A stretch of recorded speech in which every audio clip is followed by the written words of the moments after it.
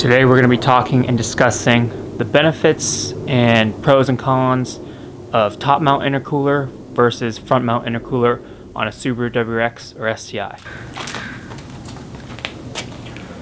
Alright, so bear with me, I wrote this all down because it's a lot of information in my brain after a long day of work. Couldn't remember it, but I'll go ahead and throw over glamour clips, change up the angle and stuff like that so you guys don't get bored of me just sitting here.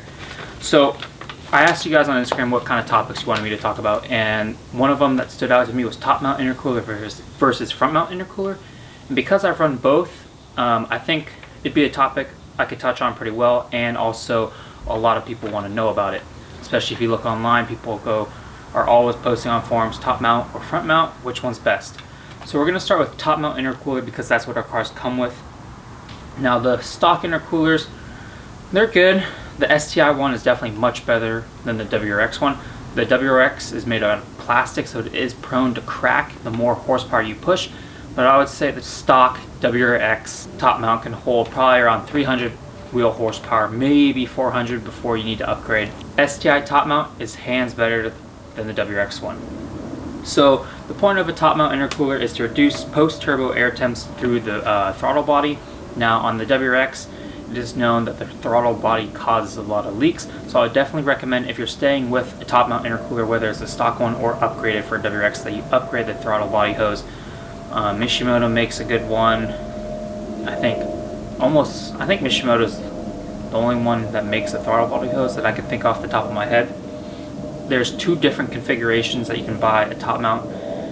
It's tube or fin or bar and plate. Those are the only two that are out there. Bigger is always better for top mount. Just think about bigger, more airflow, surface area, bigger core, and so on. When you're looking at the cost of a top mount intercooler, it is far cheaper than a front mount, but some top mount intercoolers will need modifications. For my Grimmspeed, to fit the FP green turbo that I had, we had to buy a longer turbo inlet hose, and then we had to cut that and modify it to make it fit. So do know some top mounts will need modifications out of the box, some will not.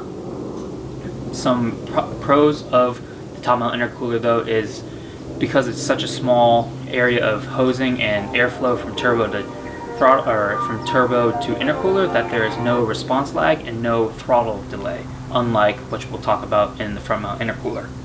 Some downsides though are because the design of the front mount intercooler is on top of the hood, there is more chances of it becoming heat soaked. So when you're looking at heat soak, think about it, your car stop and go in traffic, all that heat rises, soaking up all that heat, and it just gets really hot in stop and go traffic. Also another thing is the hood scoop. Yes, it's there, it's not huge compared to like the 04s. The amount of airflow going in isn't a huge amount, especially when you're going at low speeds, but luckily Grimmspeed supplies you with an intercooler shroud that helps deliver and produce air straight onto the intercooler. But still, with the top mount, you're not getting efficient airflow as you would with a front mount. Some ways you can combat heat soak is you can get a heat shield, you can get a turbo blanket, and you can get thermal coating on any piping that will be releasing heat. That's mainly what we're looking at for top mount intercoolers. There's tons of brands out there that are good. Grimmspeed, Process West. Don't know if Cobb sells a top mount, but I had Grimmspeed, the Grimmspeed one. I had 500 wheel horsepower with 4 track days, and that thing held up perfectly fine. I only got rid of it because we were switching to speed density. I needed room for the oil control valve, but in all essence, you only need a top mount. You should only have a top mount intercooler unless you decide you're going to be doing mainly track focused, or let's say you're pushing more than 500 wheel horsepower, or you're going rotated. Too many people buy a front mount intercooler for looks. You do not need it. Too many people buy the front mount intercooler on a stock turbo too. If you're staying stock turbo, stay with the top mount. If you're daily driving less than 500 wheel horsepower, stay with the top mount. If you're not doing extensive track days, stay with the top mount. But yeah, so with that, we are going to move on to the front mount. But I guess another thing in common is each intercooler, whatever you're getting, front mount or top mount, will need a tune. Alright, so moving on to front mount intercoolers. Basically same as a top mount, tube or fin, bar and plate, reduce post-turbo air via the throttle body, although the throttle body is much bigger on a front mount. Once again, bigger is better. The bigger the core, more airflow, more cooling. It's based on need, so unlike a top mount intercooler, which is still based on need, front mount is definitely expanding based on need. Like I said before, if you're stock turbo, you do not need it. If you are less than 500 wheel horsepower, you probably don't need it. If you're not tracking the car, you do not need it. Basically, the reason why people need it is because they want to get that clout on Instagram. Now, it definitely does increase turbo lag. There's been tests and stuff. There's also been tests about it reduces throttle response. Where I'm pulling all this information also is from NASIOC and all like those big iClub Subaru forums, where everyone has put in their knowledge. Unibomber, the main guy in NASIOC, did an extensive write-up, and basically I'm getting all this information and information from me. So some downsides are, which I will show you while I'm talking, is the bumper beam needs to be replaced or removed. So some front mounts won't even allow for a bumper beam, so just know you won't have a safety bar in the front of the car. The Cobb one, they supply you with a new one, but you will need to shave your bumper. So that's another downside of a front mount, is you are going to need to modify your bumper to fit the top mount. So you're going to cut your bumper up, there's no going back.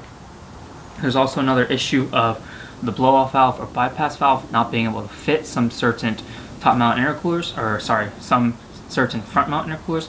My TurboSmart, Adam did a fantastic job of welding on a new area for my blow-off valve to fit, because the TurboSmart race port would not fit the Cobb one. Only the Cobb. It had. I'll show you a picture, but it's like it's the rhombus shaped design that fits this front mount intercooler. Also note, some intakes will not fit. For instance, the Cobb front mount intercooler will not fit the Grimmspeed intake. The front mounts are significantly more expensive than top mounts. You also are adding a lot more weight to the nose of the car. If you are pushing a lot of boost, or you don't clamp down your clamps all the way, you can blow them off, which sometimes will shut the car off or put it into limp mode. That's never good. And the other one is because it's no longer under the hood, it is open to debris and destruction in the front of the car. But the pros are, you're getting more direct airflow. It can hold a significant it can hold a significant amount of power, and basically because it's sucking in all that cold air, keeping the engine cooler, keeping the turbo cooler, all that. There have been tests switching from a top mount to a front mount. There has been significant increases of horsepower. For instance, my friend Aaron Lancaster, he switched from a top mount to an ETS front mount, and he gained about 15 to 20 horsepower on his car. But yeah, that's basically my knowledge. What I'll say for my 2 cents is, when driving this car on track, didn't really notice a decrease in throttle response, because the carbon fiber drive shaft that I has negates all that and makes the throttle response so much better. I mean, compared to the FP green that I had with the top mount, turbo lag is gone because that turbo boosted up so late. So as far as turbo lag and throttle response, they're so minimal, I don't think for many of us we will be able to notice. What I'll do now is I'll show you some clips of me taking off the bumper, what I cut and everything. But for my purposes, I think front mount intercooler is the best way to go. But like I said before, if you're not going to track the car, if you're not pushing over 500 wheel horsepower, go top mount. There's no reason for you guys really to go front mount unless you really want the looks and everything. Plenty of cars out there, especially on the drag strip, are still running top mounts. Most friends that I know are still running top mounts. I can't personally say get this versus that, but if you're looking at the knowledge and you're looking at what people do and what people say they're best designed for, top mount intercooler will suit probably 95% of you.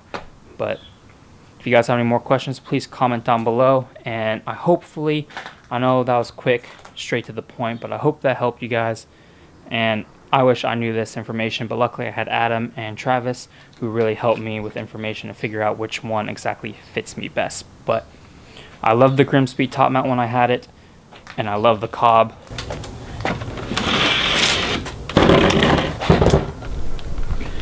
Okay, so here is the Cobb safety bumper beam that comes with the car. But let's go ahead and see exactly what I cut out.